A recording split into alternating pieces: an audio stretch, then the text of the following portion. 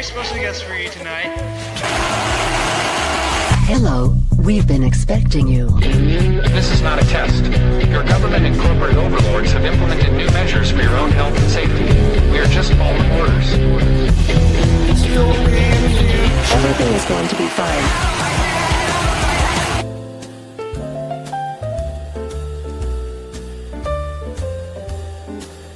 I'd like to introduce...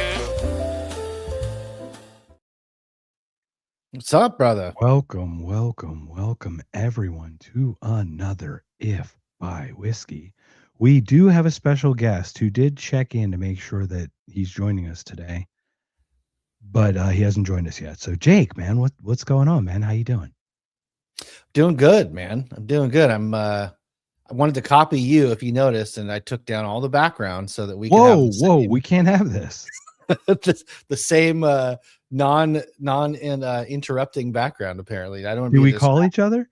Do we call each other before doing the show? It's like wearing the same clothes. What's going on? I loved what you did. No, I'm rocking Brent's hoodie. I'm rocking the Anarcho Syndicate. Okay, I like that. What brought? Is this just a different location, or is this? No. This is the house in Washington. I took all the neon and all my books and stuff down to Oregon, but I'm in Washington for the next couple weeks. So, right. Okay, that's what I thought. Right. So the Oregon's being set up. Yeah, all the guitars are gone. All that. Yeah, I see that.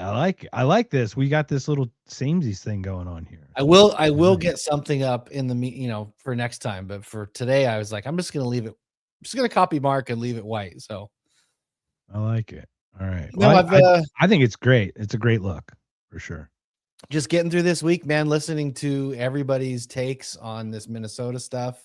Everybody seems to have a show about it. So I'm maybe we'll get into it tonight, but we don't even have to because there's so many people who have a take on it and have done episodes on it. Clint Russell did a banger today. Coleon Noir did a great one last night that I reposted, that actually Coleon reposted. There's a lot of conversation about it, but most of it seems to be in one way. So yeah, so let's talk a little bit about it, because let's not talk. I don't like to talk about the videos. I don't want to talk about what you saw, what we did. It's the same thing with the car. Like I see these two instances very similarly. I see Ashley Babbitt similarly. I see Breonna Taylor similarly. I see Daniel Shaver. I mean, I see all of this as just a generic state overreach. 100%. Yeah.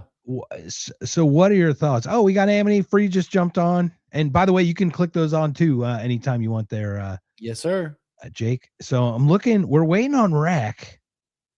Where is that little bugger? So anyway, I think he's jumping on. He's trying to get on here. I'm hoping. So he did that. No, it's been interesting. I mean, I was part of a space the other night that Amity hosted with Winograd that was amazing.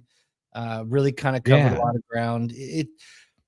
The one thing is, it's really started a big conversation. It's started a conversation, or maybe picked up where one started previously, but it's tragic what tragic's not the right word.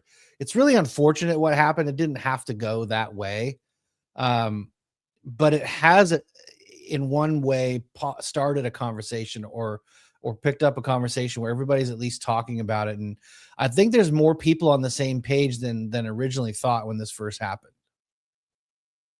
I think so too. And once again, more video comes out, and obviously in light of remember, that was the third person shot. So no one talks about the second one. The second one seemed to have been some agitator, right? Wasn't that one like after the good one? Yeah. Like and apparently some came other out weird today yesterday where CNN reported, Grain of Salt CNN, but they reported that this guy had been in another incident with federal officers like a week prior and broke a rib. So he definitely was like in the business of being around confrontation. I definitely there's zero excuse and no reason why the man's dead. I mean, obviously that's a pretty much a no-brainer to me. We can get into that if you want to, but yeah, the video is the video. There's a few different angles. There's a few different takes on it, but what you do see is that by the time the man was shot, he was not a threat. And I think they fucked up. And I think people need to have an honest conversation about the cost, both morale wise, culture wise, not the monetary part of it, about what this is actually costing us to have these extrajudicial killings, essentially, where Tim Dillon said it best. You're creating all these like miniature civil wars in all these different little areas. And there's no way that it ends well. I mean, there's got to be some honest conversation about what they're trying to accomplish versus the reality show that they're putting on for everybody. Yeah, I mean, it's a risk reward thing where we're looking at, right? Yeah. Steve Smith talked about it, and Clint talked. It was like, how much extra are you actually getting out by having this show? Because, like, if you're going to be strategic about it, Trump is a lame duck. He's really got 2 years to do what he's got, because these midterms, after what he's done the first year and going into this year, I don't think that the Republicans are going to hold control. They're not only are they not going to hold, they're going to just barf it up. You know what I mean? It's not like they could keep control. Yeah. They just want to it's like everybody wants to fumble the football when they get it. It's like it's intentional, I think, in addition to the thing of, you know what I mean? We're talking about like two wings of the same bird. I swear this whole thing's like theater on purpose to, like, the second we get power, let's so overuse it that we lose it the next turn. And it just does a 4-year, 8-year bounce. And we really we go towards statism, but we're confused all the way through. Right. Because we've got Democrats bailing out banks. We've got Republicans enacting the Patriot Act and creating a federal police force. Like, interesting. And I mean, right? if you remember too, this was supposed to be the transparent regime or the transparent administration, like Freudian slip.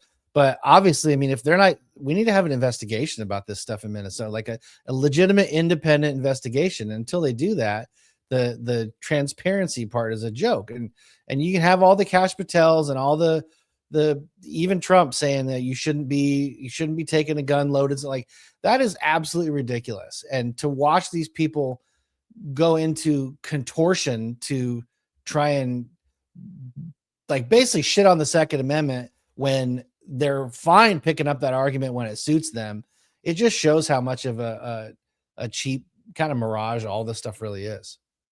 Absolutely. Let me pull this one up from Chris.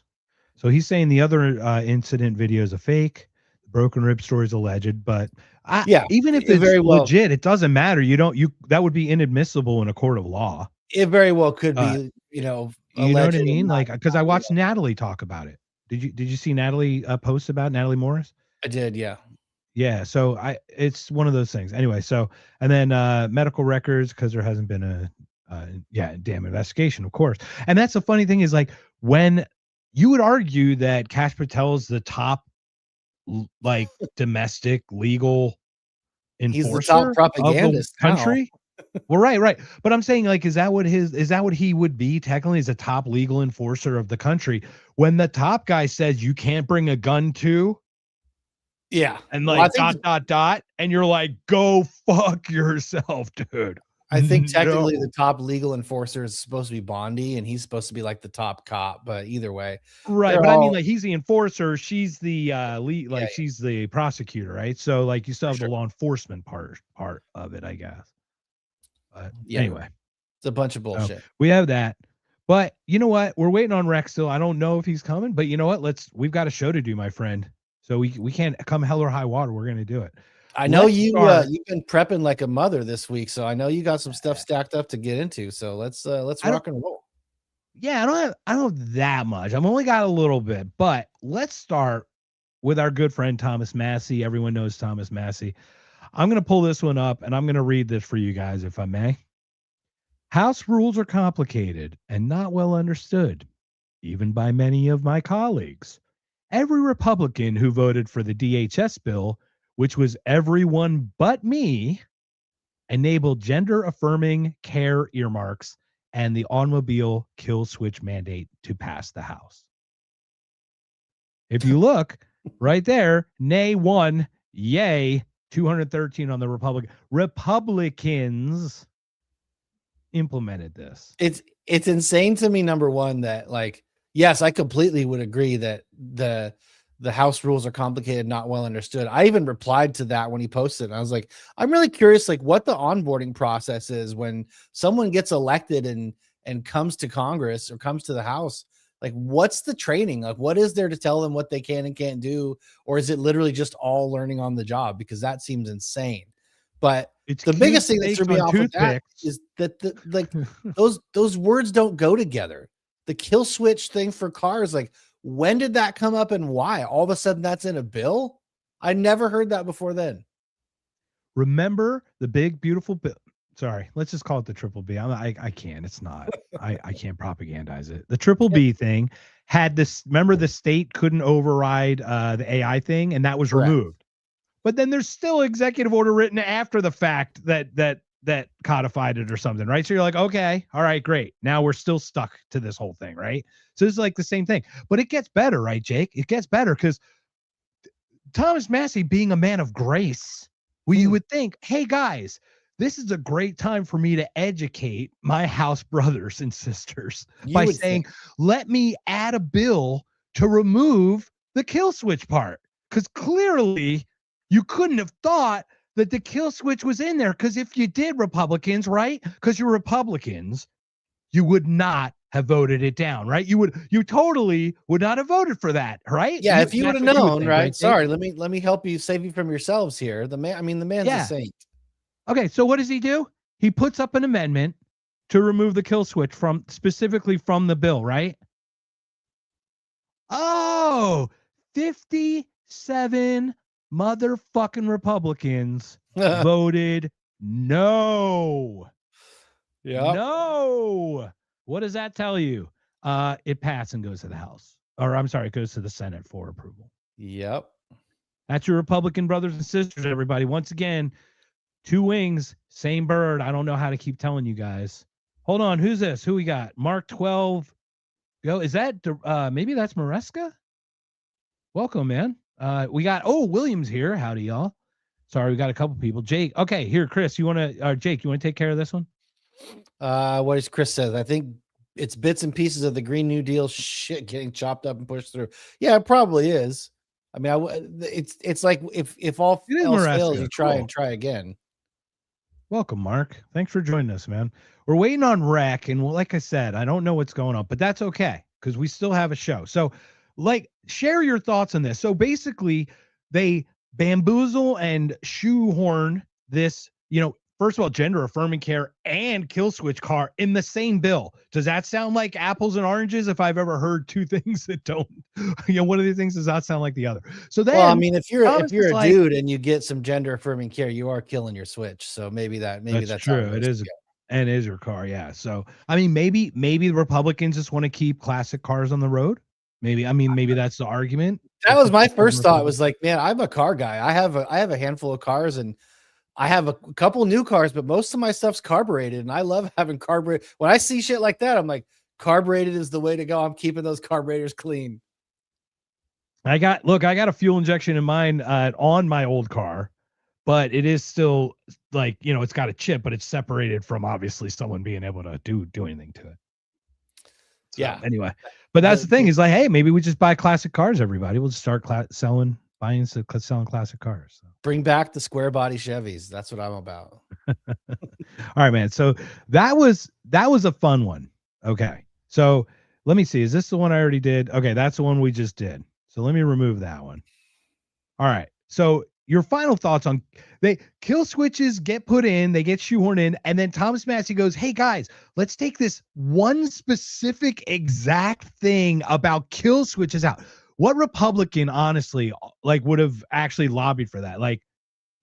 I'd like to know the 57. And I didn't look. I'm not here to dox people, but I could see a timber shed on there. Chris, sorry. We talked about this at the top. You pulled it up too. I was doing the same thing. There it is. Sorry, there it is. I don't. I moved the guitars to the other house, so I'm in the middle of kind of setting up. So I'm copying Mark with the white background here. But no, yeah. Mark, when it comes to the kill switch thing, I honestly, it's me being naive, but I don't even remember this conversation before the last couple weeks. So I'm more curious, what's driving this? No pun intended with the kill switch for cars, but Is this in the insurance industry that's pushing this? Is this law enforcement? Like, what is behind this that all of a sudden all these people are in lockstep to just sign off on it? That's the part I missed. Yeah. So there was a push a while ago for that. And this is probably I think it was under Biden, but with a Republican-led House, right? His last 2 years, they tried to kill switch thing. But for what? Is it literally to just stop people in like high-speed chases? Because those don't happen literally, very often. they can turn off your car at any time for any reason. So, think about, ultimately, it is the access to turn on and off your car is given to the police authorities. So, but would say that there's not, a warrant for your arrest, you unpaid parking ticket. Instead of the boot, they just turn off your car. Illegal search and seizure. Like, you can't shut my car off. If I'm not breaking a law, you can't. Right. But they boot them, right? Like, once again, this is it's clearly an overreach. Clearly.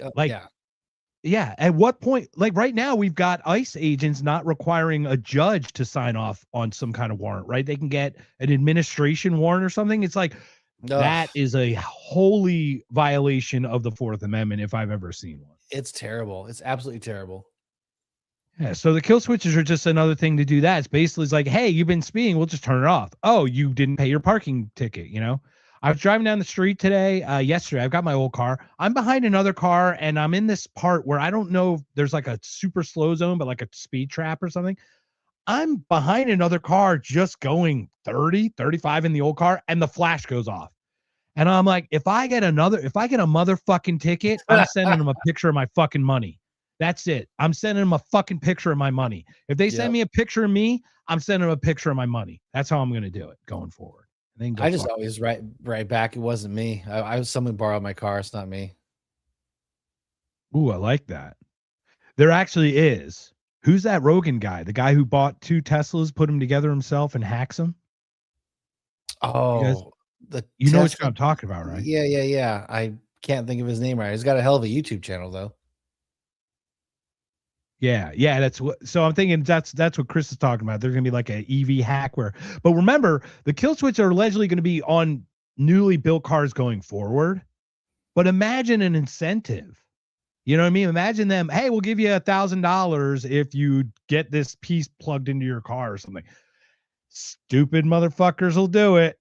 You know, there's gonna be like an OBD plug-in that goes and that just bypasses the kill switch anyways. It's gonna be that would be cool. Yeah, that'd be great if you could do it. So you want to grab that one too, Jake, with William? What's William say? A status judge will allow the police state to turn off your car. There is no law. Yeah, no shit. No kidding. No shit. So that's the kill switch, and that's what kills me is like, okay, the first bill getting through is one of these weird ones that has like everything in it. So like they don't even have time to read it. Okay. But then once it's actually pointed out the tyranny, it still gets voted down.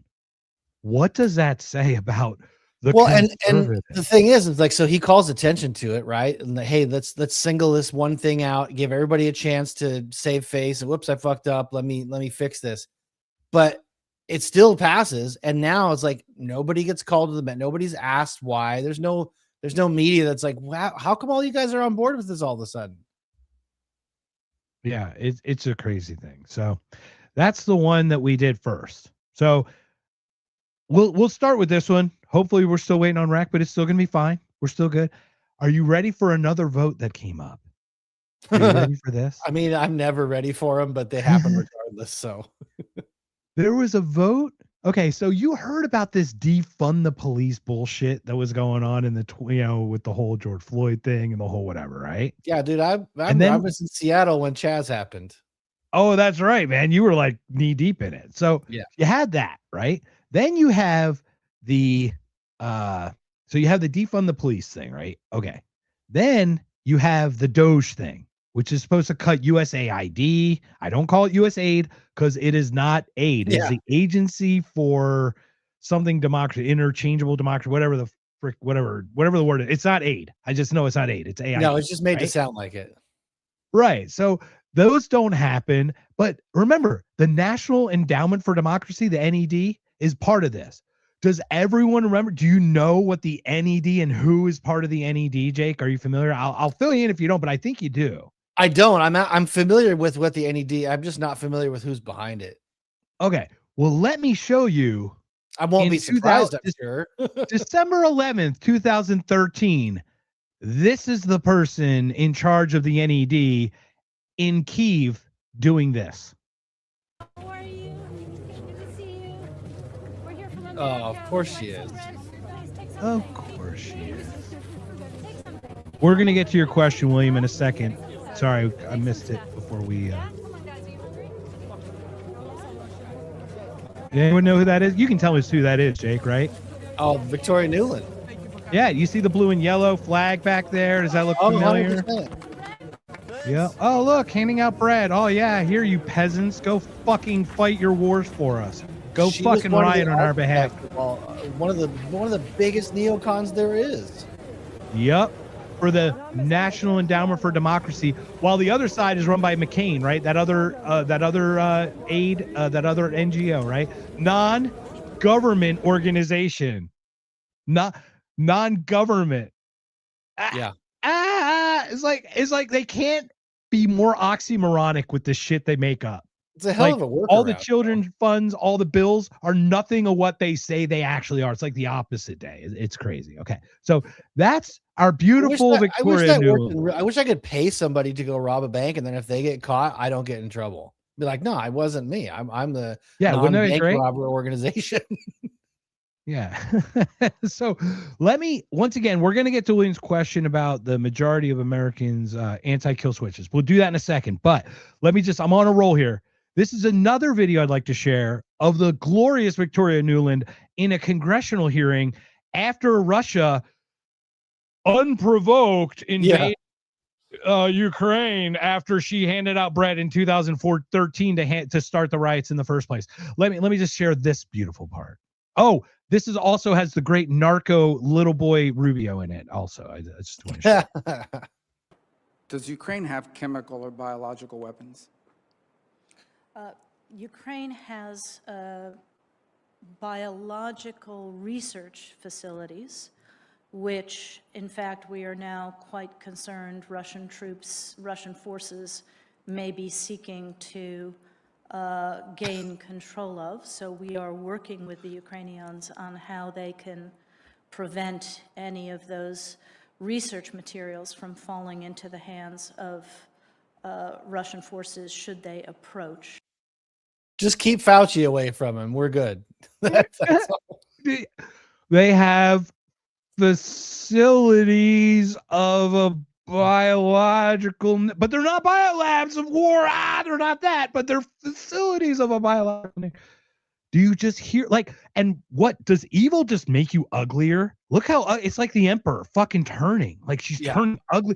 Yeah. If you look, everyone do this, do a web search, everyone in the chat, swear to God, type in Victoria Newland picture, like when she first started and how like young and spry and like light she looked and how fucking dark she looks now. It's like the soul just gets her soul is consumed.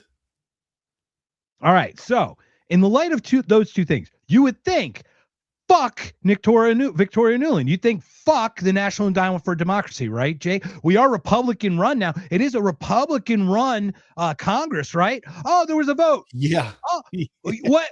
Not 81 Republicans said no to defunding the fucking NED. 81 of them. There's your Republicans, everybody. You see it? Crane of Arizona's agreement to the amendment of defunding the National Endowment for Democracy. It's just like, I mean, so many times we can say it. It's the same people doing the same shit. Doesn't matter what they wear on their lapel. Doesn't matter what letters in front of their name. They are all in it for themselves. They're all in it for their donors. And it's a lost cause. I mean, I'm at that point. It's like, it's a lost cause when it comes to this. That's where I'm at, man. I'm sorry. First of all, Mark was such a gracious person because I just bombed him like last minute to jump on. He's like, I can talk like tomorrow. I'm like, sweet, let's just talk. I love his perspective of the white pill. I just can't get there. I do not see enough of the forces of the people who think the way, because you have to be able to actually perceive the concepts of liberty that we discuss. I know Mark doesn't think we need to do that, but I actually am in slight disagreement. It's a yes and. Please let me be clear. Mark's work is brilliant on this subject. I just think it does require more of a conceptualization and understanding that most people just don't have. And It does, let's lead that into the question. Yeah, go ahead. it also requires like a practice and a determination to find the white pill, because I mean, I'm not a nihilist, but there's some days, man, where I'm a nihilist. And to not be that, you really have to search and really try hard. And that's the thing I think that Mark does that makes him better than us. And that I do. And that was the thing is like, the one that was crazy about it is like, for me, the COVID fatigue. Let's be honest. People just were fatigued. It's not like they actually were defiant. They just got tired of doing the stuff, right? Yeah. Well, Mark sees that as a white pill. And I'm like, I don't see it as a white pill, because the fatigue, once you get rested, the memory goes away, in my opinion. That doesn't mean I'm right. It's just I perceive it darker than he does. And I will say, I love the way that Mark perceives the world. To look, to your point, look for those white pills. So I'll let you read this comment if you could, from Chris. What about, are we back to the kill switches? Yeah, we're going to go back to kill switches because William had a good question next, and we'll go from there. A software update where Elon just pulled the self-drive subscription. Oh, really? Who's to say he brings it back with an update to add this malware? Yeah, I mean, even that, any hacker, you're going to be able to pay to just get a workaround for that. But see, Mark did agree with me. It does take practice. And Mark, I admire you for 50 years of doing it, right? You said 50 years you've been in this movement. So kudos to you, sir. He's the wise old white pill sage. There you go. You want to read this one from William as well? William joined us today. No, I'm not your circus monkey. Well, I'm trying to give you some screen time because I talk too much. So it's what do you say? Do you think the majority of Americans are anti-kill switches? Yeah. The umbrella promise. Okay, we can get into that. Well, talk about it.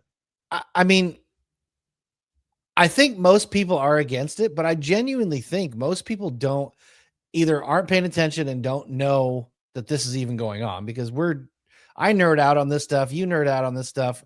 The group of people that we associate with nerd out on this stuff, but the regular person going to work and feeding their kids and trying to get by, like, they're not paying attention to this. And the bad thing is that's how it gets done. It gets done to the way these things are shoved into these omnibus bills or CRs or whatever it is that get, they used to call it pork barrel spending or earmarking. Yep, pork bill, right? For projects in people's districts and stuff. It's like, remove the pork, cut the pork. The average person just isn't paying attention. Then this stuff, then they go buy their new Chevy truck, whatever it is, and that's on there, and they're like, oh well, it's by that point it's way too late. So I don't know. To answer his question, I think most people, if you really sat down with them and asked them, of course they're going to be against it. I think that's an easy sell to be like, this is ridiculous. But I just think getting to that point to where people are paying attention I think that's the hardest part. Yeah, I totally agree. And just as a side, I think William and Mark Maresca need to connect. I think they'd have a great conversation. So absolutely, yeah. Those two. I'm just reading through the comments here as well, and it just makes a lot of sense. And to your point though, oh man, it's like, did you know about the National Endowment and the kill switch vote? And we're nerds. Like, yeah. You had one busy week of work, and how much did you miss out on compared to what you normally consume because of your nerdiness about it? And then take that to the average person who knows what 1/10 of what you might forget, let alone what you know. Yeah. So, I'm with this. Who's 66%? I'm not sure. I don't know. I love it. Welcome 66%. With this, I like EVs, but I won't buy one until I can root it. The future of self-driving should be open source. Well, the future, I mean, I don't know. It's not a very capitalistic thing to think that everything should be open source. I'm all about people making money on their products, but open source, you can still make money. IBM makes money on other games and stuff. Okay, fair. Fair. right? I Like, stand, and I if stand and no, corrected. go ahead, finish your point. No, Jake, finish your No, point. I don't want to. I'm sorry. I had a I was separate just going point. to Go ahead. add, like, I feel the same way about EVs. Like, I think an EV is a cool tool to have in the toolbox, but I don't think it's the solution or the one stop for everything. And I look at I look at an EV like a really cool piece of technology. Like, it's wow, it's really neat that we can make that, but I just don't think it's a replacement or a substitute. And it's like, I would have an EV, but I'm a car guy, and I would have an EV as one of like 5 or 6 cars instead of having an EV be my only car, because there's nothing beats, yeah, you're burning dinosaur bones, but nothing beats pulling off, filling up in 5 minutes and getting back on the road. And sure, someday they'll be able to do that. But until they can, it's just not a viable replacement to me. Right. Oh, 100%. That's opens up so many cans of conversation. Hold on, let me avenues. First of all, I don't know about my video, Chris. I apologize that I'm freezing. But the 66%, once again, welcome. And the other thing, if I may, before we continue, Thomas Queter of the Mobility Independence Foundation, he open sources wheelchairs. The To your myth. point. So he does like open source wheelchair stuff for like design, and his wheelchair can like pull everyone. If everyone's seen Spike Cohen ride on the back of Thomas's wheelchair, Oh, nice. Freedom Fest, all those videos, that's Thomas's thing. Open source, you definitely nailed it. Maybe Thomas can work with that and go from like wheelchair to EV and do like some kind of and like broaden his. To your point, that's how you open a business. I mean, it's an avenue for opportunity, in my opinion, right? To hack That these would things. be pretty But they cool. make it illegal to hack. So the person hacking, they'd Ross Ulbricht them, wouldn't they? I mean, isn't that what they just do? I mean, they make it illegal to hack, but the FBI used to put warnings that were illegal on the beginning of every VHS tape, and that never stopped anybody from recording shit. That's true, but they, that's everyone's recording. I don't know how many people are doing EV hacks. I know. Plus, that was or analog, kill man. switch hacks. Those were the good days. Man, I still remember putting tape over the hole. Oh, man, yeah. I had god, man, so many good memories. We're so old, dude. It's so crazy. So, last thing, here's the umbrella promise, and I need to look a little bit more into that. Jake, are you familiar with what it is? Not enough to have a well-formed opinion on it. No. Okay. Maybe we'll have William on to talk about it or something. That'd be a good idea. William's he's always in the chat. It'd be good to have him come on and talk.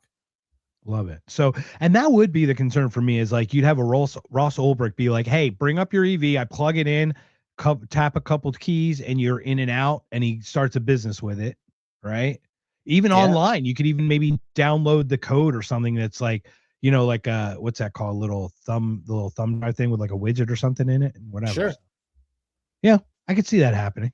But anyway, so last thoughts on the kill switch. Obviously, the kill switch is bad, but like, people don't even know these things are happening. I mean, we don't even know, right? So how is I this don't understand. I mean, sustainable? I do understand how, but we've already, there's supposed to be one bill per topic per subject. And the fact that these things are allowed to still be getting combined just shows you, like, and I'm just restating the obvious, but it just shows that they don't give a fuck about us. They're all on the same team. If it was a single issue thing, all this squirrely shit would never get passed, and they know it. Yes. And you got to write dongle. I need the dongle. But there's something about there's like a script that you write in it, a sniffer. That's what we called it. We had a USB sniffer is what we called it. So you plugged it into a system, it could pull all the printers and whatever's on the system and then like report back. Anyway, so but yes, it is a USB dongle. I love that name. So what? Oh no. What's going on with that? Hey everybody, talk on X. Give Chris some what's stuff. your I know you have another clip pulled. What do you got? Oh, we got a couple more here, sir. We got 2 more here before we call. And once again, like what do you have? What's been going on with you? You want to talk about some stuff before we I feel like I've been pulling out all my stuff. I don't want to. No, I mean, nothing exciting. I'm getting together with the guys in my band in about a month or so, and we are, we've always been really good at when we get into a room, we can sit down and we can generally write pretty well. Nice. But we're gonna try something new we've never done before. We rented out the studio for like a 3 or 4 day block, and we're showing up with no pre-planned material, no ideas, maybe a couple ideas on my part, but we're going to show up and we're literally just going to hit record and see what we write and what we create in a 3 or 4 day period. And I'm pretty excited about doing that. It's a new, it's kind of almost like I've never done stand-up comedy or improv, but I would assume it's kind of like, in a way, similar to that. Now we can go back and dub and edit and all that kind of stuff. So it's not truly the same. But you're right though. It's much of a like a stream of consciousness versus like, yeah. Did you watch Get Back? Did you watch the Beatles Get Back where they had like 8 Oh, days yeah. to Yeah. like that thing on Apple TV or whatever? That was amazing watching just that happen, and that you could see them falling apart in front of your eyes. Like, oh yeah, for sure. they're all going separate ways, but still they somehow managed. Still had magic to keep it together to do that thing. And I can that's imagine how the these magic guys. is what you have. That's how our group has been. It's like when we all get in the same room, it tends to become greater than the sum of its parts, I guess, if you want to put it that way. But we've never tried anything like this. We've never put kind of this kind of pressure where it's like, let's see what happens. Let's go in and record and see what comes of it. So that part I'm really looking forward to. And I always love getting back and playing drums again. So that'll be good.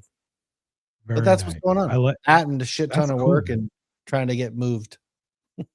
I hear that. Yeah. So what's your ETA on the move? I mean, I'm assuming you own 2 places, or you're renting one, or what? No, and I don't want to get too into your stuff, but I mean, like, how is this working for you ETA wise? Like, no, we own a house near Seattle, and we own a house down in Southern Oregon. We're going back and forth right now. The plan is basically, I have 50% custody of my daughter here in Washington. So she's going through the school year right now, and I'm not going to do anything to disrupt her kind of day-to-day, existence with school and going back and forth as it is. So I'm just waiting until this school year is over. Once the school year is over, we'll be permanently down there, and her mom and I are working out a new schedule. And the way my job is I get to go back. If I have a bunch of customers in this Seattle area anyway, so I'm going to be traveling a lot for work. So I'm still going to be able to work out a pretty 50-50 schedule to see my daughter. It's just going to be bigger chunks of time, and she'll be with us for summers and things like that. So that's really the reason I'm going back and forth, is for that. And I have her this week, so I'm back in Washington doing the dad stuff and working, and I'll be down in Oregon in another couple weeks. That's amazing, man. Well, kudos to all the stuff you got to do, because that's a lot of work going back and forth. It is, but I've grown accustomed to the drive now. Sometimes I fly, but we have dogs, so I'll take the dogs and we'll drive. Sure. And I'm telling you, with all the podcasts that I listen to, it really helps it go by pretty quick. I keep going back to that, is like, I have my favorites now, and I do look for new ones, but it is hard to find new ones once you get in like an algorithm. You know what I mean? You get kind of pigeonholed into like a stream. So it's interesting. It is. I do like that too. Do you find new ones, or what kind of ones do you watch? Let's listen to. I check the subscriptions. Like there's a handful that I used to listen to almost everything Rogan did. Now I'm probably half of his shows, and if they're not super interesting, I'll listen to about half of the episode and then I bail. Rogan's are guest based now for me, and I like Rogan because I do like the way he asks questions. I like the curiosity. He's an extremely good interviewer. He's very thoughtful and genuine with his approach. The I wouldn't say problem, but the thing for me is, like, when he starts to give an analogy, or I know exactly what his story is going to be because I've heard it enough times now. We've heard enough, right? So that's the thing. It's not my main go-to anymore. I really do love Clint Russell's show. Liberty Lockdown's a great show. I try and catch up with that. I mean, every one that he puts out, I pretty much, and Clint's like really good about distilling it down. Most of his stuff's like 30, 45 minutes. It's like a, I don't know. I don't have a good analogy for that, but I do listen to some of Tucker's stuff, but the Redacted folks that we had on last week, I listened to a lot of theirs. Man, the Freeze Game Show podcast, if you will, I guess it's a podcast. Absolutely. I tune into that religiously. What sucks about that, and I'm not going to say it sucks. It's like first world white guy problems, but like what sucks about that one is it's best live, and it's really hard to be present in the moment at the time, because the score is based on the audience participation is such a big part of that. and you want to be part of it. So it's almost like a Spaces. Like if you're at Spaces, you got to be focused and actually be in like with it. You know what I mean? Yeah. So No, it's I agree. easier to I mean, watch after the fact if you're not going to be totally part of it. I get into Sean Ryan a lot. I get into Modern Wisdom with Chris Williamson a lot. Like I just actually on the way back from Oregon last weekend, I listened to Martyr and listened to the whole episode about Germany and like World War I. And it was intense. It was really good. It was like 4.5 hours, but I had a 6.5 hour drive. So I just banged that sucker out. Did you listen to Fear and Loathing in the New Jerusalem? No. Oh, so that's Martyr Maid's first. That's Daryl Cooper's first real big soiree. I have not. No. Oh, it's called Fear and Loathing in the New Jerusalem. It's 25 hours. Holy shit. It's like a Ken Burns. I just tried to finish watching the Ken Burns like American Revolution, and that was hard. It's about everything that leads up to the creation of the nation state of Israel in 1948. Oh, wow. Nothing to do. And what it does, every episode, he goes, what would you do? Because once again, what people don't understand, like you hear things about Daryl Cooper, but they're such bullshit. Like the dude's super authentic. He comes from compassion on both sides. He puts his shoe on both feet. Like when he says, what would you do? He asks the Jewish people and the Israel people, what would they do?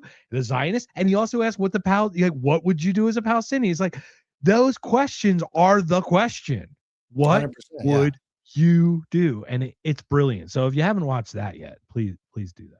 I'll check that out. I love Daryl, and I think he gets a lot of drive-by hate, but it's not founded in anything. Anybody that really pays attention, it's off of that freaking Churchill comment that he made, where he was just being glib. He made a little joke. I mean, get real, everybody. Yeah. And also his stuff with Horton is phenomenal too. The website. I'm looking forward to talking to Scott. Once Scott's gone, in like a couple 2-3 weeks. Yes, to February 18th, I think. So we're going to get depending, because Rectenwald didn't come today, so we didn't get stricken today, which is good. But we're off of YouTube timeout on the 17th, and then the next day we got 17th, and we're just in time for Scott to get us back into the timeout the next day. It's going to be perfect timing for that. So we're excited about that. All right. So what is this? Example, which question is that to? Anyone know? I don't know. Please. Who is Steel Derek? Yeah, Derek, welcome, man. Yeah, what are you asking for an example of? I'm not we'll definitely help. I'll give you an example if I know what it's about. Yeah. In the meantime, let us continue. This is from the great Mark Maresca. He right before our podcast yesterday, he goes, "Hey, did you see this?" And he sends me a link. I have to play this. It's absolutely an example of Israel. I don't know. I'm still a little bit confused. I apologize if I don't understand, but once again, I would recommend Fear and Loathing in the New Jerusalem by Daryl Cooper. So totally. All right. So ready for this?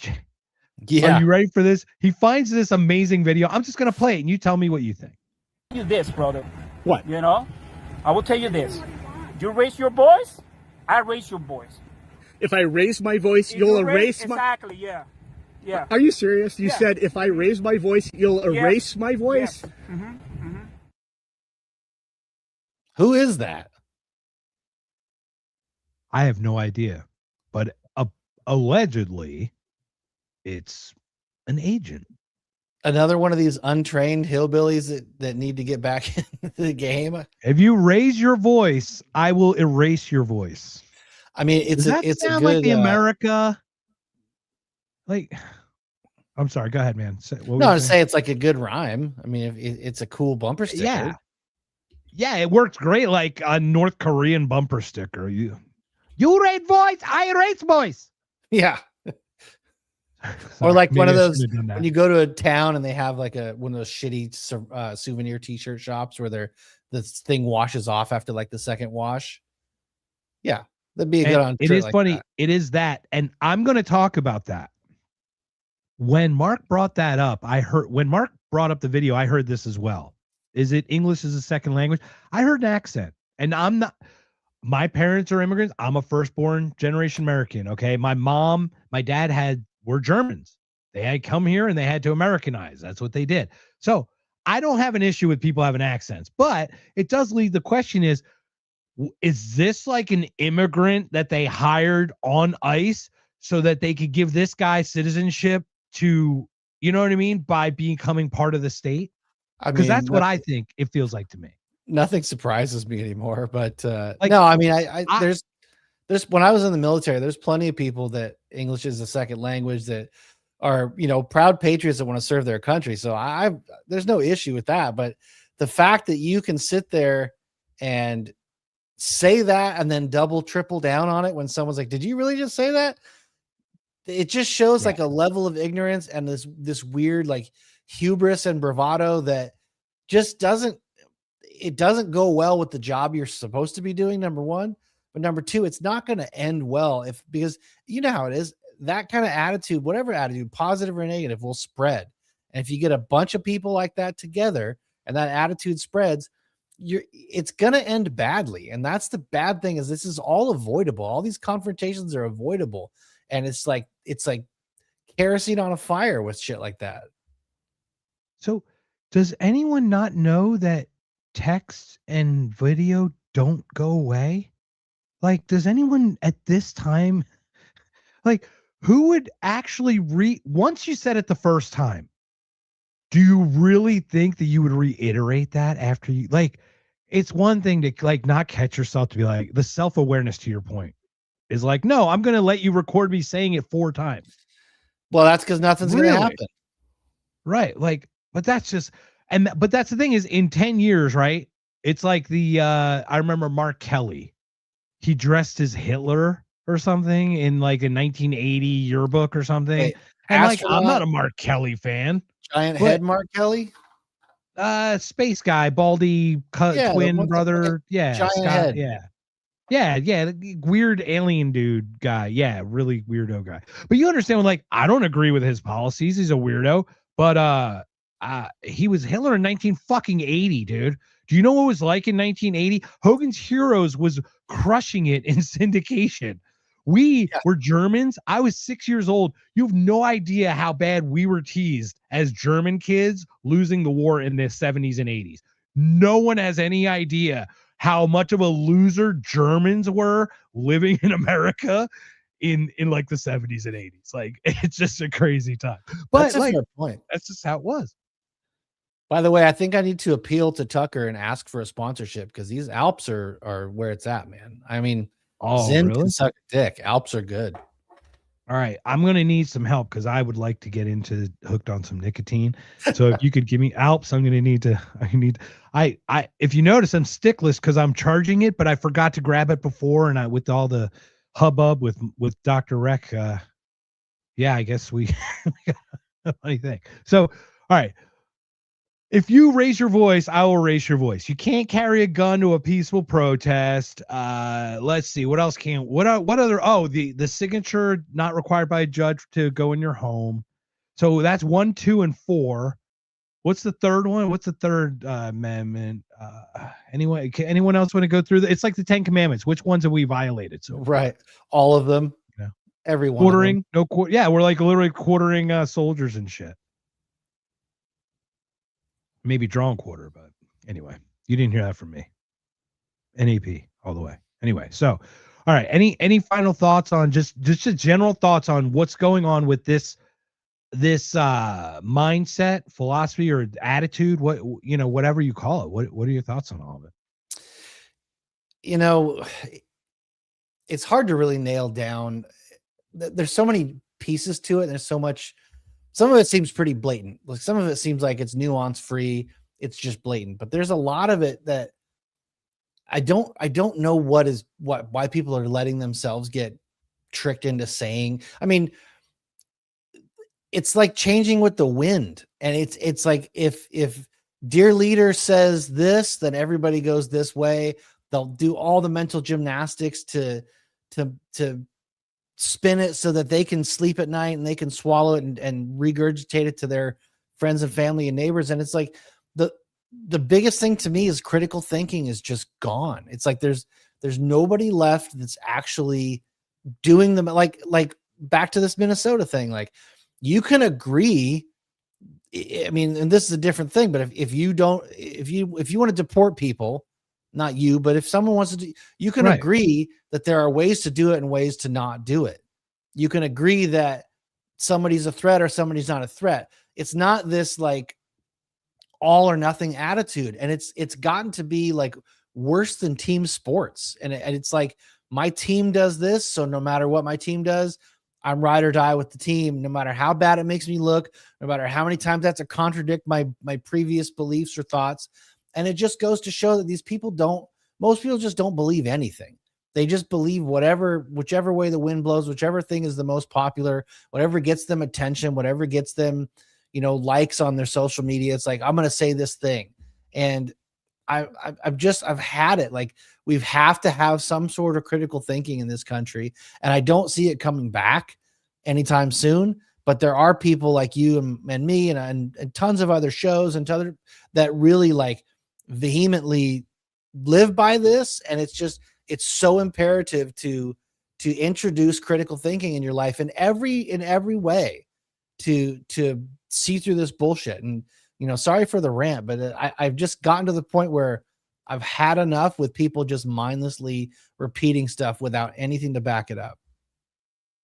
It's killing me because I don't care what you think.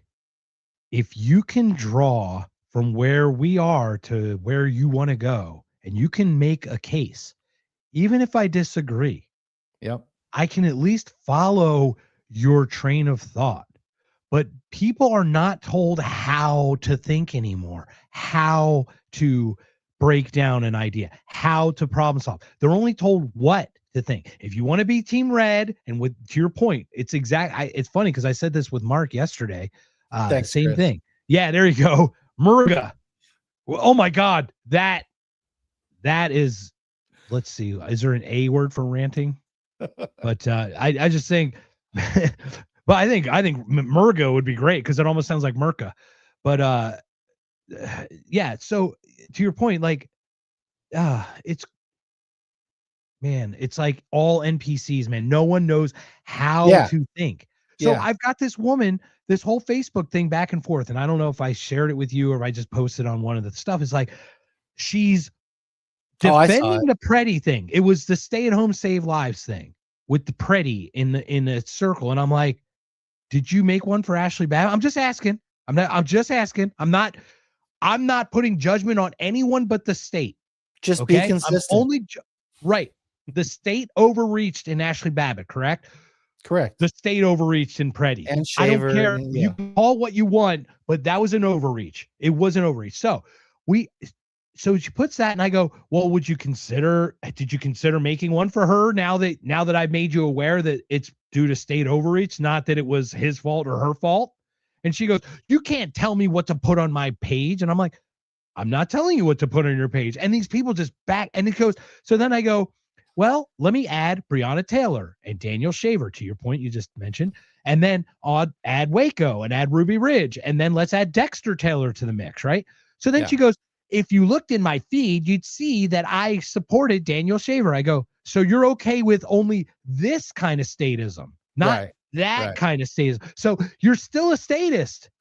And then she goes to say, how dare you accuse me that I approved of all of those? I didn't approve of those overreaches. And I'm like, but you're approving of this one. It doesn't matter. Like, it's kind of a 1 or a 0 here. It's like pass fail. Well, and it's like the black squares on Instagram. It's like everyone's doing this, everybody's saying this, so I'm going to say this too. And as soon as you are asked to explain it or back it up, you crumble and you fall apart. And that's how you know there's no argument there.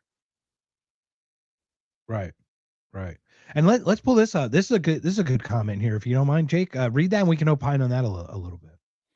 The mindset has to change. ICE needs to back off. Trump has to recognize military police tactics is going to lose support because it's evil.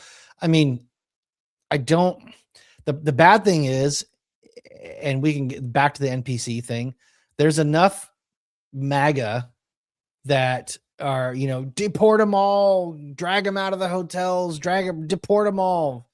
And look, if that's someone's opinion and they could lay out an argument why they, strongly believe in it, I'll listen to it.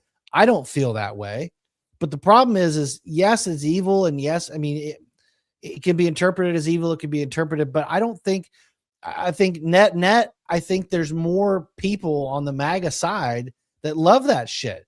I mean, how quickly they went to go defend the officers in this situation. Well, he never should have been there. And it's like, okay, really, that we're going to go there. Well, they shouldn't have been there then. I mean, if you really want to do that, like, yeah, I think there's too many people that this is red meat for them, and they love it. I think Trump knows that. It's back to that thing. Like, it's a reality show, and that's one thing he's good at, but it's a reality show that he's putting on by doing this stuff. Just a different, newer version of it.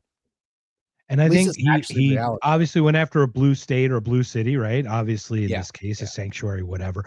And I'm sure Seattle's going to ruffle the feathers, but he also backed down, right? Kind of in a weird. Oh, Doc Rectenwald just joined us. All right, hold on, let's bring him up. Doc, how are you, sir? Hey guys. Hey, welcome, man. Are you okay? Hear me okay? Everything all right? Yeah, we got you. Hear you just fine, man. Welcome. Let me put you up here next to our gentleman over there. Sorry. Have you guys met? Doc Rectenwald, Jake, have you guys met? Not officially, no. I mean, not till now. Hey, how you doing? All right. Well, welcome. Yeah, sorry for being late. I was in a space and things got crazy in there, so I forgot. Oh, I can't wait to hear that. I lost track of time. There was some weird shit. Yeah. So yeah. All right. Well, Doc Rectenwald, welcome to an If by Whiskey, sir. We're such a pleasure to have you. Jake is our new co-host going forward here. And tell us a little bit about yourself, and let's get right into what you guys were talking about. It sounds like it was juicy. Yeah, well, you know about me, right? So why don't you tell them? I'm tired of talking about myself. All right. Well, Doc Rectenwald was a former presidential candidate for the Libertarian Party. There was a lot of shenanigans that went around that. There was a lot of stuff going on. Former Marxist turned libertarian. I'm a former neocon turned libertarian, so we're literally opposite ends of the same spectrum. It's crazy stuff. This is the beautiful thing about it, right? And Doc, you welcome. Now, I understand you working a lot with AZAPAC, which is the Anti-Zionist America PAC. Is that correct? Yeah, that's the PAC I founded. So yeah, I'm running it right now, and yeah, so we're off the ground, and it's going really well. We've got a lot of work. We've been doing a lot of work, and we have a lot to do. And we're endorsing new candidates, funding candidates, putting out videos, putting out, ads. We're putting ads out on TV stations very soon. We'll be dropping to support candidates and so forth. So yeah, it's big time work, and I'm gonna get some hit pieces coming out on me soon. Pretty sure. I was just gonna say that's gotta be tough work and put a big target on your back to be doing some of that. Yeah, I mean, I'm a God's fool, I guess. Because I was going to wonder, do you have to register with FARA as no? I mean, we're the ones that shouldn't have to, because we're advocating the actual for Americans. Yeah, we're actually advocating for American sovereignty, as opposed to foreign occupation. So we're otherwise just kind of like a complete control system. That's really hard to pin down, but it's pretty mercurial. But it's very clearly like a kind of cooperation between Israel and the United States. Does seem that way, doesn't it? Yeah, a little cahootsy. It seems like bedfellows for sure. Yeah, and they're trying to run everything. And Doc, could you tell me a little bit how this particular issue became one of your focuses coming out of what you were focusing on prior? I'd love to hear your story about that. Yeah, so as you know, I ran for president as a libertarian, and my platform was pretty straightforward and quite radical. I ran as an ANCAP, an anarcho-capitalist. Had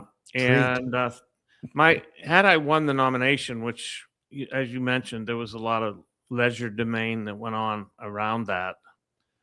I won the first 5 rounds and lost in the 6th. So you have to win 6 times to win. I mean, it's just ridiculous. This thing. They had this system, and I won 5 times, but I lost. So yeah, I watched it. I watched it live. We had that podcast, and I would, if anyone has not watched it with you, Sean Collins, and myself, just talking about it. And what's funny about it is how I went from neocon to libertarian like so quickly. I went from libertarian to like no government at all so quickly because I saw just the same politics. Yeah, because it's the humans playing the game. So like, I mean, the problem has to be the game has to go away. So it was my platform was anti-statist. So all I wanted to do was to get this message out as broadly as possible. I knew there was it wasn't really a presidential campaign. It was just, it would have been a PR campaign for anarcho-capitalism. Yeah, it's a good platform to share that for sure. Yeah, so that's what it was, or what I hope. And your victory would have hurt Trump. Without a doubt, that's partially you would have drawn votes 100%. I think that's part of the philosophy that went into the whole. That's a part of the calculus of what happened, I think, but I don't want to make accusations. I don't want to be sued. No, we can, but we're just kind of dissecting it without judgment, without, we're just kind of playing in the same. Allegedly, sure. We can just say allegedly we're covered. I mean, one of the persons involved became a Republican soon after the convention. And that might be a vice president. That might be the vice president. That's the same person that threw his support to Chase Oliver at the last minute. And then after the thing's over, he becomes a Republican. What's going on here? So I kind of some kind of species of Republican, but nevertheless a Republican. Anyway, so I have a disdain for the state as a monopolist over force and its robbery of us for taxes for its survival, and the way that it builds up its own power and oppresses people. And then I saw the state of Israel responding to a incursion on their border with the kind of absolute power that everything they could muster against a captive population. To watch a state operate like that and get away with it, it incensed me beyond words. So that's the link to ASAPAC. Okay. Because I recognize there's one more step. I recognize that without the United States funding and arming Israel, this couldn't be happening. And building up their Iron Dome and all that, replenishing it, putting all this munitions in the ground over there that they get total access to, sending them $38 billion, sending them this, putting tankers in the sea, all this stuff, bombing Iran for them. I mean, you forgot field testing all the equipment to use against us when they bring it home. You mean Palantir, the Palantir, all that, Palantir drones, the AI Pegasus, software, all of it, drone tech, all that. Yeah, it's all going to be used. Field testing it. It's a surveillance system, and they're rolling it out gradually, incrementally. They're using it first on illegal immigrants, then they're using it on protesters, i.e., they're calling domestic terrorists, and next they'll be using it on dissidents or something like that. Oh, yeah. Well, this is the thing. Here's my thing. Narco terrorists, mark my words, narco terrorists will become a narco terrorist. Because humans are so fucking stupid that they just add an A in front of it, and it's like the programming. Narco terrorist. Narco terrorist. There was a narco terrorist. Narco terrorist. A narco terrorist. Bob. Danger. Will Robinson. Danger. Just the NPC. Just it's off the charts, man. It's killing me. Yeah. So I mean, and then I recognize the United States government. That we're being robbed to pay for somebody else to commit crimes against humanity. It's a double NAP violation, shall we say? And on top of that is we don't fund Iran. We don't fund the terror that are doing those things to themselves. Right. So it's not like we don't need to criticize that part. We need to criticize the stuff that we actually are funding. Exactly. Yeah. So that's the story in short on how Where it came where do about. you look for which kinds of races do you look to support candidates? Are you looking national level, local level? What are you guys trying to Yeah, do? that's a good question. Yeah. So my thinking has been that the best insertion, the most efficacious thing that we could do would be to get people into Congress, because it is a national government. It's the cheapest national races that there are. And they're not cheap, but they're cheaper than Senate races, and they're certainly cheaper than presidential races. So those are the insertion points we're looking at first. Congress, especially. Do you put in third party, or are you looking to hijack the primary let me just of the redlined or the gerrymandered district? let me explain that. So AIPAC doesn't care about party. They bribe party. Well, they fund everybody. Yeah. So we decided we would be nonpartisan. I don't care about your party. It's not a criterion for a qualification. We don't use it. It's not.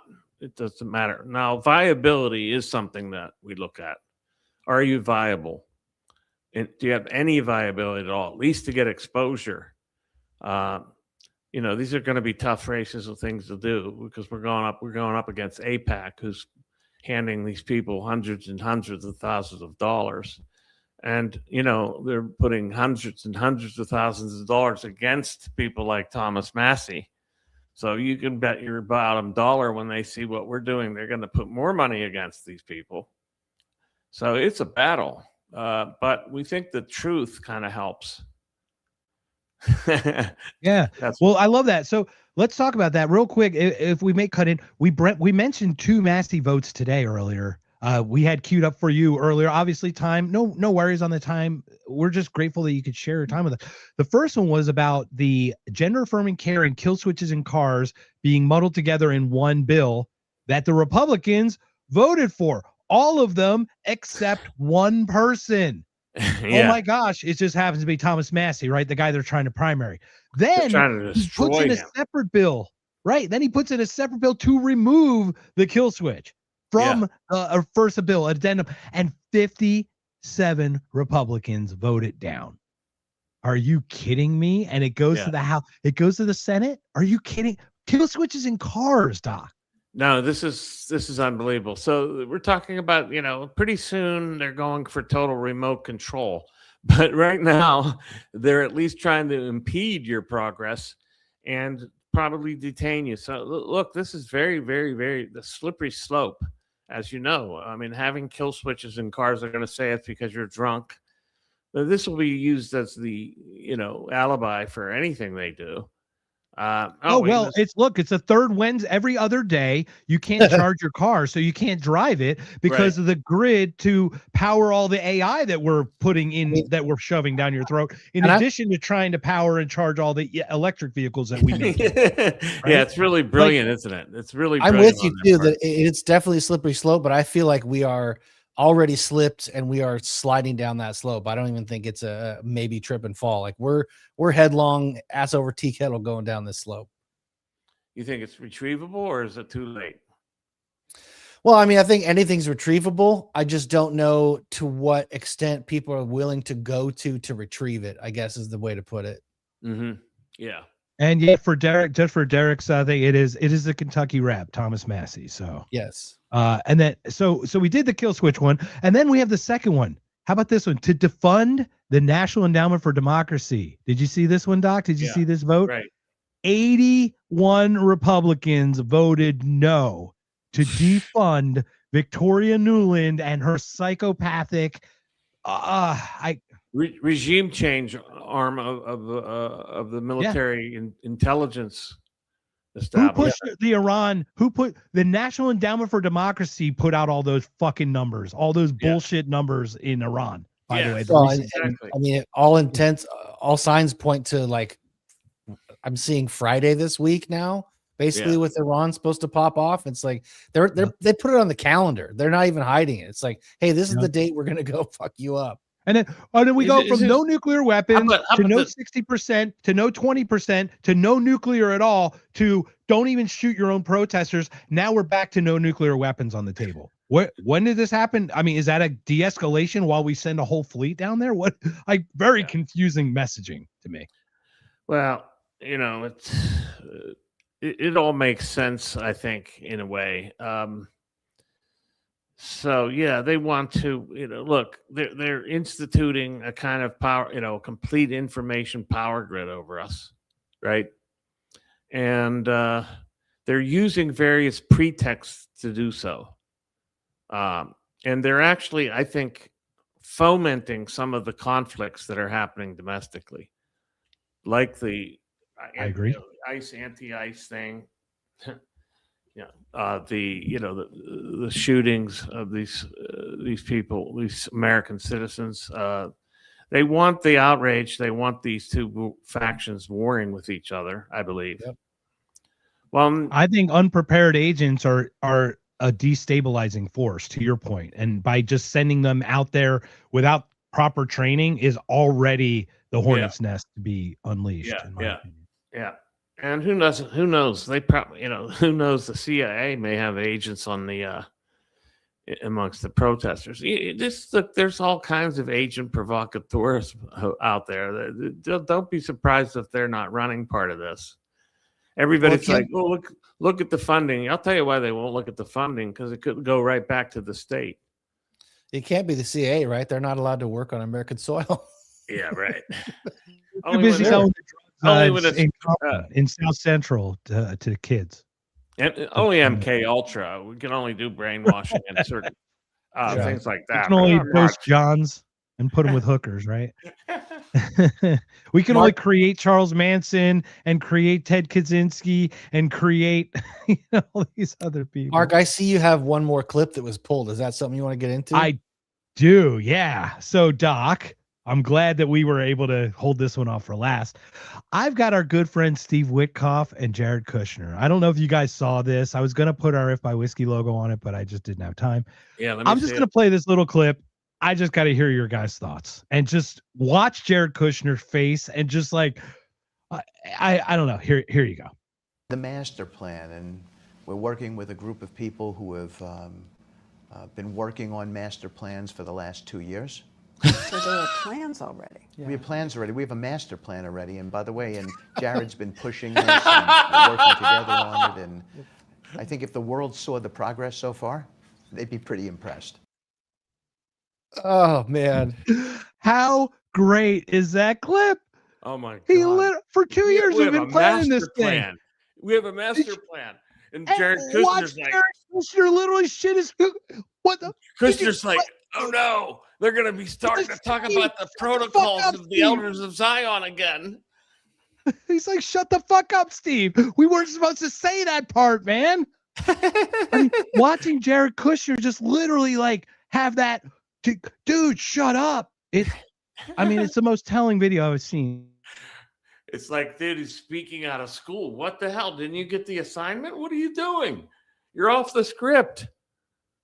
Well, it just does show though too that it's been a plan for so long, and back to what we were talking about earlier, Mark, before the good doc joined us. It's like so many people don't pay attention. So many people aren't aware this stuff is happening, and when it happens, it's easy, or I shouldn't say easy, but it seems easy to fool people into thinking a lot of this is organic, and it's been planned and in the works for decades. Yeah. 100%. And Hyrule Sloth has a great point about the illegals. I'm not going to pull it up just because we're talking about Israel right now, but we might pull it up a little bit later. But Doc, I mean, I'd love your thoughts about this whole master plan, Gaza, what's been going on. No one's talking about it, but Winter's there and tents are shit, and they're dying slower and way worse than just blowing up. I I don't know if there's a good or a bad way to die, but I think a slow starving, there's a lot more suffering, is way worse than like the suffering. There's a lot of suffering. There's a mass misery there. It's incredible. So we have a master plan. I mean, unbelievable. So I think he's probably just talking about Gaza. But the thing about this is that makes it curious is that the Board of Peace, so-called, has jurisdiction. we'll have jurisdiction over more than the Gaza Strip. Israel project, right? And not only that, is it funny that Argentina had to be given $40 billion of American dollars so they can pay $1 billion into this peace thing? I'll just let it be there. Anyway, go ahead, Doc. Go ahead. Please share about the peace thing. I didn't know so they're about going to that. take over. Yeah, more about it. Yeah, you had to buy in. I think it was $1 billion. Yeah, you had to give $1 billion to get on. And I think Argentina did, but I'm saying we gave them 40 we gave them 20 from the IMF, and then 40 in that whole weird thing. Anyway, go ahead. They did pay it back, though. We are always doing that. So, and so if we tried to calculate all the money that actually is spent on Israel from the United States, I think it would be astronomical. I have tried to calculate it, and there's different ways to go about it, but it's pretty much a lot. Okay, I would say, I'm going to say it's at least a quarter of the whole national bar. Oh, I would completely agree with you. Yeah, I don't think that's out of the realms because once again, we've been it's not in America's interests, but we have mutually been using Israel in ways that we would just pay them to do their thing, and then we'd look at how they did stuff, and then you know what I mean, like psychologically, or whether it's through warfare or whatever, we fund them to do it, and then be like, oh, those are good things. Not only that, but the IDF trains with. I'm sorry, the ICE officers train with the IDF, at least at the top. So I mean, we're looking at the fact that there's not only like the extortion of our money, right? We're like the batteries in the matrix for Israel. Okay. Yep. That's basically what we are. I was just going to say, I mean, what do we get for our money besides rising inflation, debased currency? And yeah, I mean, a quarter of the national debt, maybe more, maybe half the national debt. We have nothing to show for it except our greatest ally. Yeah, we have nothing to show for. So I look at it as it's a total extortion, right? And so there's a grip over these government, these politicians. There's this grip over them, this Zionist grip that causes them, that forces them, or whatever, to vote and keep voting for this ad infinitum, and to keep adding more billions on top of it, and that keep blocking any kind of UN resolution or anything to stop this. It's just the United States just runs total interference, pays for all this. Then it's going to back it up with military. Right now, we got how many fleets heading towards Iran? Okay. This is to placate Israel, because Israel wants Iran totally neutered. They want a regime change there. And so we're over there with all these fleets. Now, how much does it cost to keep these fleets out there? I want to know that. They'll just print one jet flight from Bill Gates is your lifetime's worth of gas in your car. So like, let's not even kid ourselves. I think the United States military is the 4th largest polluter. I think in the world versus countries. I think it's like US, China, Russia, and then like the US military or something, something like that. So, and I allegedly, just in case I got it wrong, in case of the 5th. But it's just unbelievable, this extortion, and then on top of that, this political interference that's being run for them, this kind of constant obsequious ass kissing. It's just unbelievable. It just won't go away. It's just like on and on. So well, I've got to say, I mean, what you're doing with your PAC that you started is phenomenal. I mean, it's a hell of a message. It's a hell of a mission. Thank you. I'm personally, I live in Washington State right now.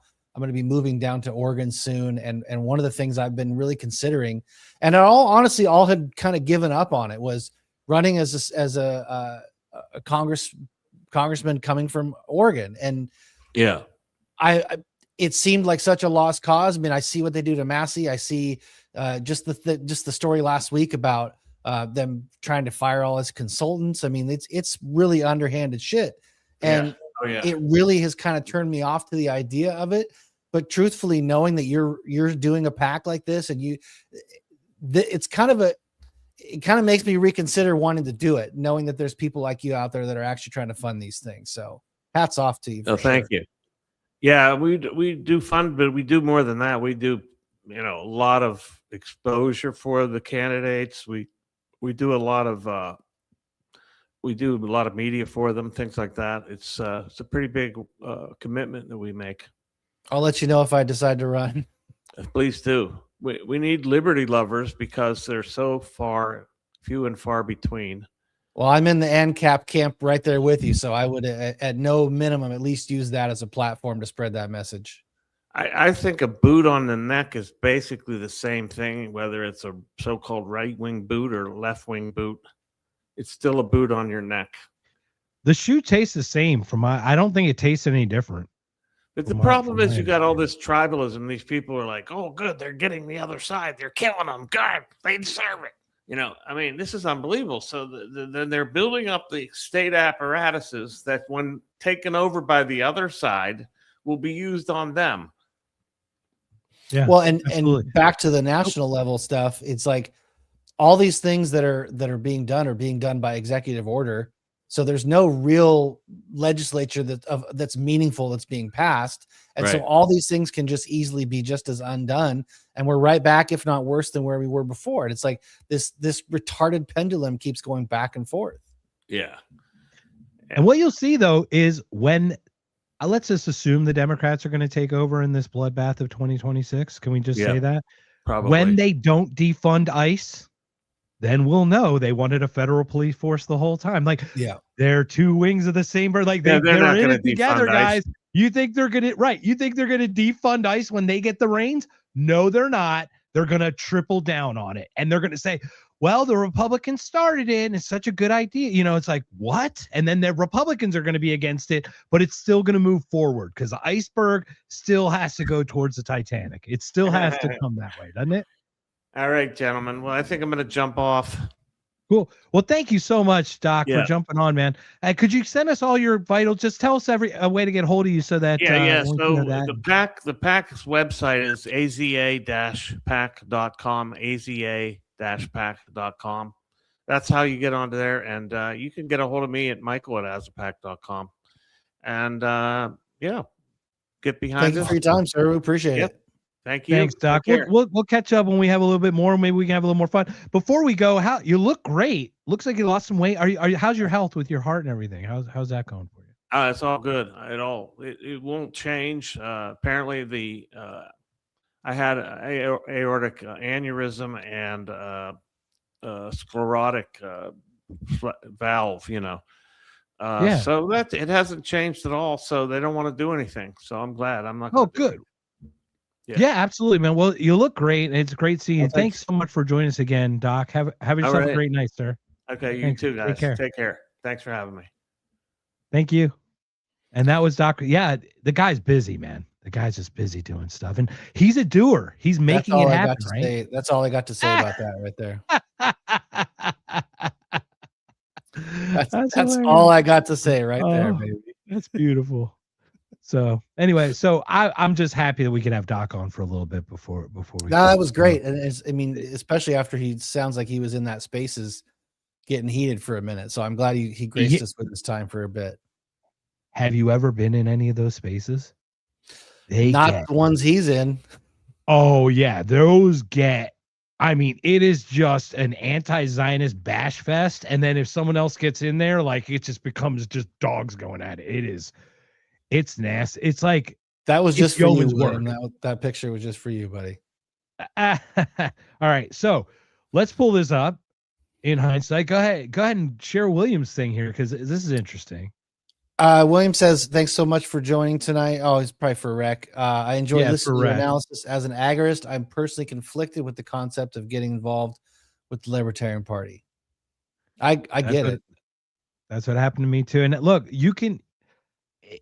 It is a thing. Even minarchists are statist in some way, but we got to start going, guys. A minarchist is better than the current state, and that's whatever's the thing. to the right of that is better than whatever's You know what I mean? Like we got to take steps, right? It's a spectrum, and all of the agorists, ANCAPs, minarchists, everything's in the same area on that spectrum. We can talk about the differences and squabble about details, but if you're liberty minded and you believe in absolute true freedom at any cost, then you're on my team. That's all. I mean, and not the team sense of like blind NPCs, but like I'm down to have discussion with anybody. I'll talk to the most far left person and listen to them try and make their argument, and same thing. But when it comes to really wanting liberty and really wanting to push towards that for our whole country, those are the people that I truly try and surround myself with. So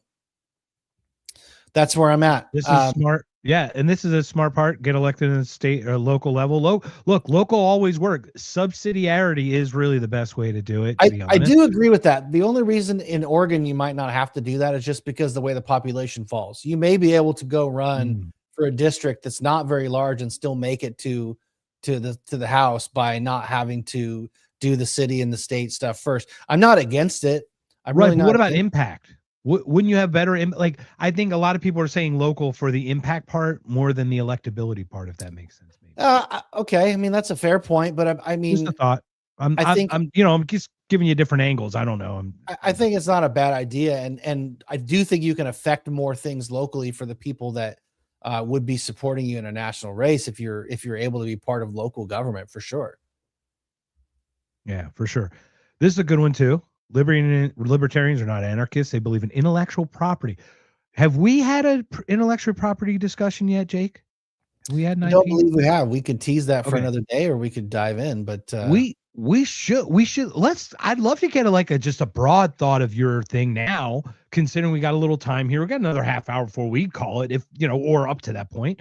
But also, it depends on what It depends on what you're considering an intellectual property. If it's something that you're coming up with on your own and you get it patented and you're coming up with an idea, sure. If it's something that only lives in your head, that's never been expressed and never been documented and never been produced, so to speak, and you go, well, that was my idea.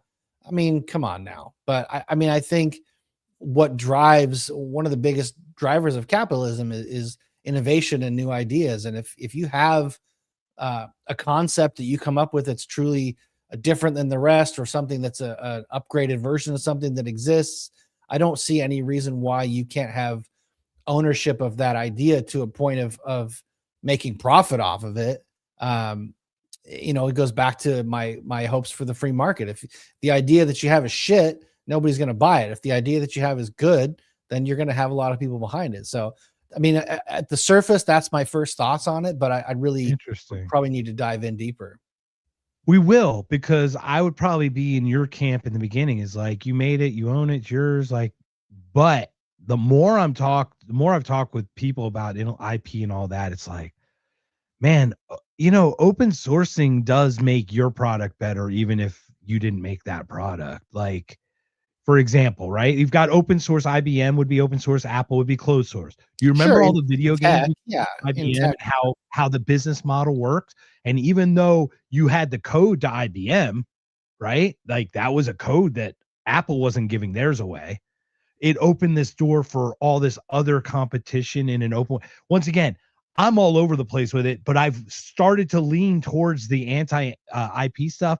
Matthew Sands was on with Jake or with Jason before, and stuff like that. So like, there's some interesting stuff about that, and we had William on for IP as well. So go ahead. My only pushback just on the surface would be that if open source is better, and I'm not arguing that it's not, but if open source is better and it's going to make you a better product, and you're against open source and you're pushing for your IP, back to that free market plan.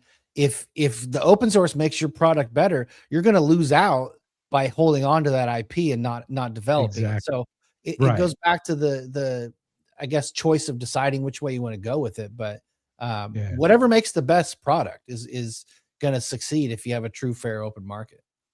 And it is, but then it becomes philosophical too. And I think this is one we should. Maybe we'll have William on again, because William did talk really well about it. But part of it is like a song. You have a song, someone remixes your song.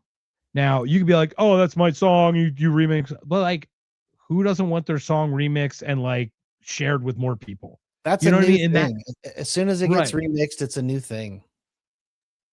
Right, but it is still the original idea. It's a But what is stolen musically? like, What's an idea? I mean, there's only 12 and notes that you can play. I mean, musically, exactly right. And the chord progression, right? 3-5-4, all the 1-5-4, all those types of things. You're absolutely right. Like, but then you have like My Sweet Lord and He's So Fine, and they literally are the same song. But does it matter that those two songs sound alike to me? Does it matter that Last Dance with Mary Jane sounds like Danny California, whatever the Red Hot Chili Pepper song? Like, does it matter that No Scrub sounds like Ed Sheeran's song? Like, it to me, it doesn't. It's like the homage to me, right? And that kind of spits in the face of IP. Does it matter that the bass player from the Stray Cats stole one of my songs? What? Get the fuck out of here. Are you serious? Dead serious, yeah. Shut the fuck up. Yeah, 100%. You and share this story. Oh, we got to talk about that. We can end on this if you want. That's fine. Yeah, I want to hear this story, man. And So first back of all, in the day, I encourage everyone joining. Before we do this story, but there are so many new people in the chat today. It's been this amazing thing. So just thank you for all the engagement, everyone that joined us on If by Whiskey, man. Go for it, man. I want to hear this story. I'm hitting mute. Okay, so back in the day when my band Six Gun used to tour, we would get on some pretty good sized shows. We opened for some good bands, Violent Femmes, Misfits, Dead Kennedys. We played with some fun bands. One of the bands we got put on, we were on our tour opening for other people, kind of popping in and doing different things in different. We were in Pismo Beach, California. The bass player for the Stray Cats was out on like a solo tour, solo project. His name's Lee Rocker. And he was going out doing his stand-up bass thing and had some, and if, I don't know if you're familiar with Stray Cats, but the bass player also sings quite a bit. So it wasn't like he, people kind of liked his. He did a lot of the harmonies, I think, right? Yeah. I mean, Brian Setzer obviously was the man, but Lee did a lot of backup stuff and a lot of, they played off each other a lot. So we go to play this show. We show up, they have he's got a full catered backstage area. And we're just, punkers, basically tattooed punkers. And you would think we were kind of a rockabilly-ish, but more Soul's Distortion kind of a band. You would think that we would be well accepted, but he very much big timed us. And I was in my early 20s, so I was, whatever, dude, do your thing. But he big timed us, wouldn't let us backstage, wouldn't really mingle with us or associate with us at all. We went out and played, and I'm telling you, like, of all the nights that we played, we had the crowd eating out of our hands. Like, we crushed it when we went up there. And we had given him a couple CDs because this is back 2005. We'd given him a couple CDs of our stuff. And we have a song called Black Cat Bone. And I encourage you to look it up, especially the lyrics, because this is the part. Now I'm going to definitely look it up. Yeah. Back to there's only so many ways you can write a song. So we have a song called Black Cat Bone. Very much based in the old blues kind of mojo type of lyrical theme. So we give him this CD, we play our show, he plays his show, we take off, we say hi a couple times. That's the extent of it. About it's been 20 years, so I'm going to say 6 months later, he puts an album out. And his album, I think his album is called Black Cat Bone. Let me see. Shut up. No fucking way. No. It gets better. Dude, I can't wait. This is beautiful. His album is called Black Cat Bone, 2007. Okay, he puts this out. Shut up. And you have that on your Spotify somewhere? There's a song on the album called Black Cat Bone, right? Now, John Lee Hooker, Muddy, everybody's used the term Black Cat, but it's not the first one to do it. No, it's like Ragman and like all that Ben Bone, them bones, all that bone stuff. Yeah, I totally get it. Yeah. I will let you go listen to this, and we can link it and play it in another show. But the lyrics to our song were late last night, about 10:30. I went drinking with some of my friends. I lost my money. I lost my keys. I wound up in the street. Lee Rocker's song, starts out same chord progression as ours, same exact style of music, same chord progression. And his first line of his song is "New Moon Night, about 10:30." I'm like, you motherfucker.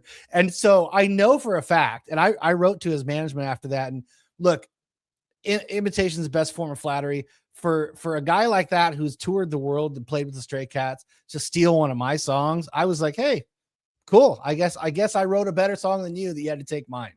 But it was a hell of an experience. And I wrote to his management and I was like, I demand that he reach out to me and have a conversation about this. Of course he didn't. And who am I to try and go to libel court or copyright court for it? But he straight up stole it, because you listen to the release of when they came out after we played our show together.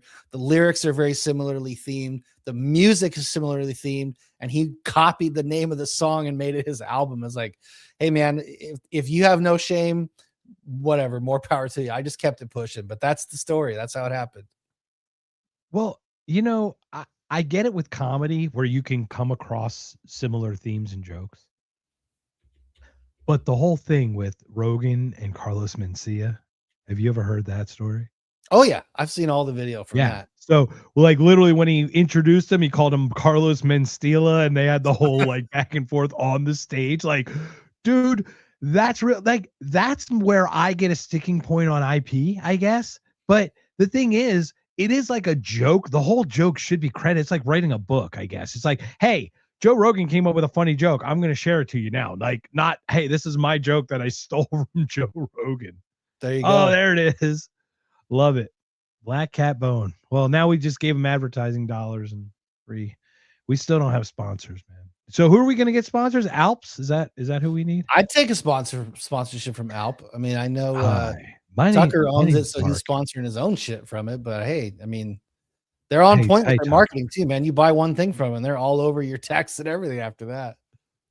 All right. Hey, Tucker. My name's Mark. We're fledgling podcasts here, but I would love to have a nicotine habit. We've got smooth voices. We can talk about it. And when we're on a nicotine high, we probably sound a little more intellectual. Why not throw us a little bit of a sponsorship and we can get this thing started? Let's do that. And unlike Zyns, because Tucker says people put Zyn in their butt, Alp is the pouch for your mouth. That's his trademarked slogan. Pouch for your mouth. The pouch for your mouth. I don't even know how we do that. We could have a Southern guy like, I say, it's a pouch for your mouth. I'm telling you, man, go listen to our Black Cat Bone, Six Gun Black Cat Bone, and then Lee Rocker Black Cat Bone.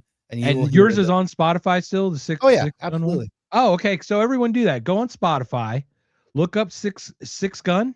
Six Gun. Just spelled Six Gun with one. Yep. Is SIXGUN? Like simple, not like two N's, not two X's or anything. No, I mean I can play it right now. Oh yeah, go ahead and play yours, man. And then I don't think we can do for the copyright. You know what? That will get copyright struck, and even though it's your stuff.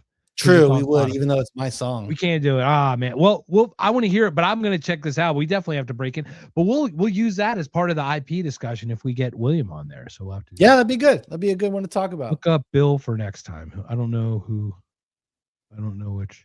I think he was talking about the bill for. I don't know what's going on here. X had an open source. Here's your buddy Rich. Oh, I saw that. Oh, okay. Anyway, just yeah, that's a whole different story. I mean, a whole different story. It's a whole different story we got. All right. Well, I know we got Rec on shortly. It was kind of weird, but we still made a show out of it, so we had some content. Man, hey man, it's always worth it. It's a good time. Yeah, it was good stuff. We actually had some stuff to talk about. Some takeaways from today's show before we call it, man. What are your thoughts before we call it? You know, it was good. I like talking with Rec. I like hearing what they're doing with that pack. It's pretty neat to see that. I mean, it's got to be a ridiculously uphill battle. And like he said, there's going to be some hit pieces coming on him for sure. But I'm sure that he's used to it at this point. Yeah, I totally get it. Awesome. Well, 66%. I don't know who you are. Hopefully we can connect, but join us next time. Thank you so much. We've got William for joining us. Free and Amity were in earlier. Derek, this gentleman Derek is in here. Dreaming a lot of new names, a lot of new faces I've seen on, and it looks through YouTube. So this is kind of nice, considering we're in trouble. With Right YouTube. on. Well, thanks. Subscribe to the show. Join us. We'll be back here next Wednesday. You know what I never do? You're right. I never subscribe, join, follow. We need to actually record something where we can just plug that in a couple times throughout the show. Cause like you and I are so about the message. We do not give a shit about like the promotion stuff.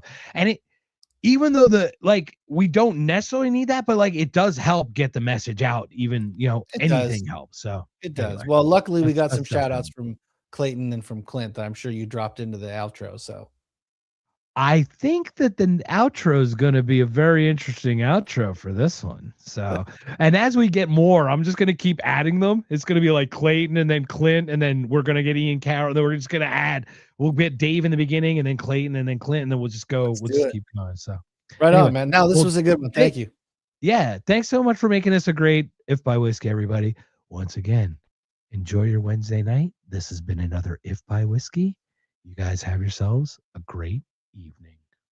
Thank you, everybody, for joining us on this Wednesday night. This has been If by Whiskey, and we hope you have a wonderful, wonderful evening.